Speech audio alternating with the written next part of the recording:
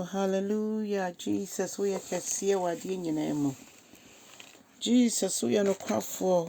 Jesus, we are mu yɛ. Ɛno nti na ɛnnɛ nso so dom yɛn ma de pa atwe yɛn ni. Yɛda wo ase bebree ɔdomfo pa a woyɛ kɛseɛ. W'anim ne w'akyi, obi biara nni hɔ. Awurade wo nokoredie ne wo tumidie na ama wo mate sɛdeɛ yɛtie yi o. Ɛno nti yɛbɛkɔ so a yɛahyɛ wo anuonyam. Yɛda wo ase bebree gya yɛn ho hyɛ wo nsa wɔ w'asɛm a yɛbɛsua yi mu. Bere tie yi mu kasa kyerɛ yɛn. Yɛhu w'anuonyam ne wo kɛseyɛ, Awurade, wɔ Yesu Kristo wo din mu. Nyame nkronkron yɛkɔ so bɔ mpaeɛ sɛ ma yɛnte aseɛ. Yɛda wo ase ahoɔden a ɛde yɛ wɔ adwuma nso. Yɛsrɛ sɛ fa dom yɛn. Wɔ Jesus Christ din mu. Amen. Ɔdɔfoɔ mema wakɔ aba nnɛ nso de bɛwote aseɛ sɛn dwumadie yi so. Ne yɛbɛfa yɛakenka nsɛm afi Hebrefoɔ nwoma no.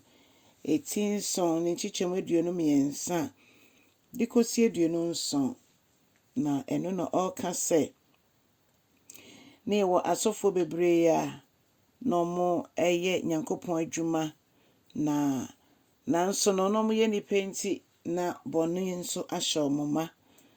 Nti sɛdeɛ anim no afe biara ɛna sɔfopanin tete no ɛsɛ sɛ ɔkɔ kronkronbea hɔ na ɔno di nkan ɛsrɛ bɔnefakyɛ na odwira ne ho na mpo ne nyinaa akyi no yɛde nkɔnsɔnkɔnsɔ twetwe ne nan sɛdeɛ ɛbɛyɛ a ɔkɔ na biribi wɔ hɔ a ebi a ɛda so wɔ ne ho a anhyɛ Nyame anuonyam na sɛ Nyame soma ne bɔfoɔ bɛtwa no ɛfiri hɔ motumi de nkɔnsɔnkɔnsɔ no atwetwe no apue.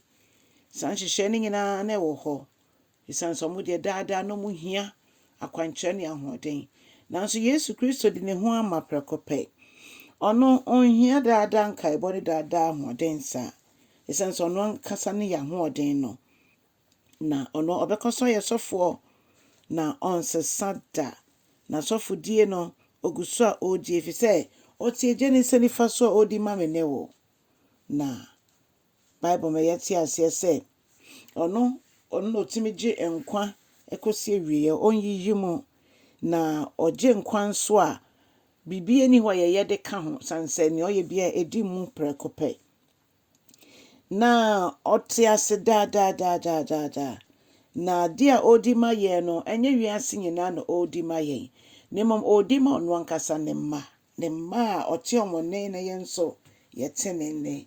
Ɛno nti sɛ womfa Yesu Kristo sɛ Awurade ne ɔkra gye nkwa a wobɛbɔ mpaeɛ deɛ but wo nne no Yesu hu no sɛ ɛyɛ ne ba bi ɛnne asɔrekɔ kɛkɛ ɛno nko annɔɔso ɛsɛ sɛ wofa Yesu na wofa Yesu nso a nyɛ ano no kɛkɛ na wode aka no na mmom a wobɛyɛ owura nso ɛwɔ abrabɔ mu ɔno ankasa ntutu w'anam ɛmfɛ ma wo ɛno mu ɛna yɛbɛtumi ate anaasɛ yɛtumi anya saa akɔnya yi na yɛanante mu na ne yɛhu ne sɛ saa sɔfopanin ɔno ne me ne woyɛ sɔfopanin ɔyɛ kronkron ewudie bi ani ne mu bɔnesu bi ani ne mu na nyɛ ɔne adebɔnyɛfoɔ ɛna ɛtu anam daabi na Onyankopɔn ama no so ama ne din ɛboro din nyinaa so ɛsoro dɔm nyinaa ɛkoto sɔre no na ɔno ɔnhia daadaa nkaebɔ biara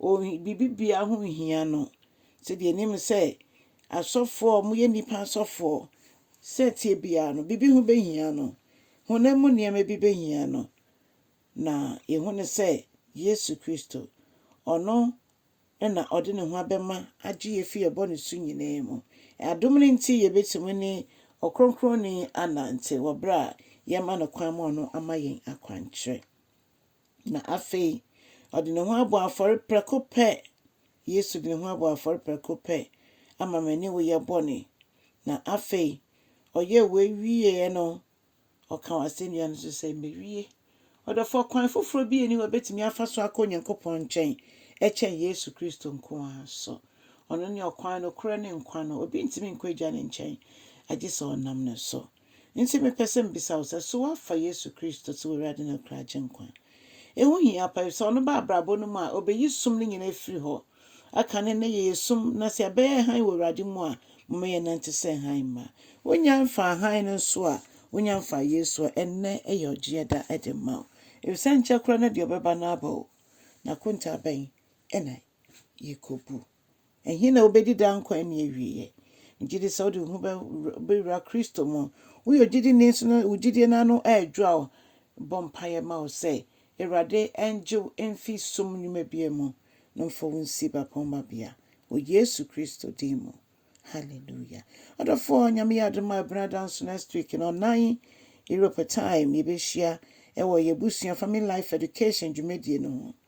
Onyame nyɛ ɔkɛseɛ na ɔntrɛ wahyia mu. Na so aba kyɛ asɛm no unsubscribe nso abɔmmɔden yɛ ne saa.